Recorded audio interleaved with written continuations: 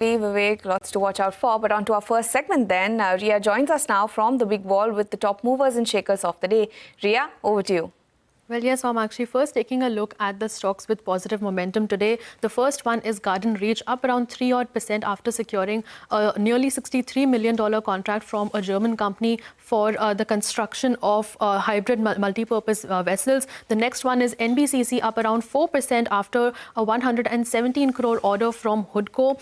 Some other retailers were also in focus today. The likes of V2 Retail, Vedant Fashions and Electronics marked up between 4 to 7% today as the GST cuts come into effect and the festive season begins. Adani Group stocks also continued their strong momentum after SEBI's clean chit to the group last week. Adani Enterprises, Adani Ensol and Adani Green up anywhere between 4 to 12%, with the biggest gainer being Adani Power with a 20% upper circuit. Hindustan Copper was also up over 5% after executing a deed to extend the Rakha mining lease by around 20 years. State Trading Corporation was in focus today, up around 16 to 17% in its biggest single day gain and volume since July of 2024, and it has also broken above all its key moving averages. The last stock is Shalby, up around 11% in its third straight day of gains. It has gone up around 16% in the last three trading sessions and over 36% this month in the best month of 2025, and it has also turned positive on a year-to-date basis. Moving on to the stocks that were on the downside today,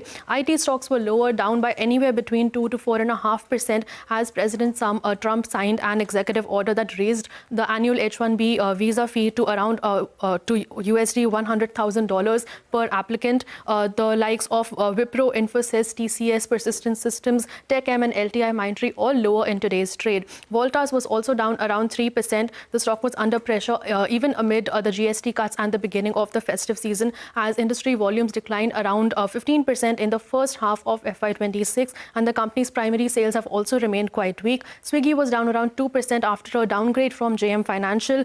They've downgraded the stock to a reduced rating from their earlier hold rating with a target price of rupees 440.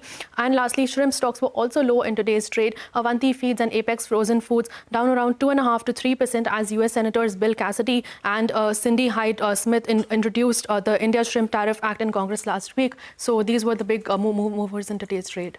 Thank you so much, Ria, for joining us and giving us a neat wrap of all of the top stock movers in today's trading session.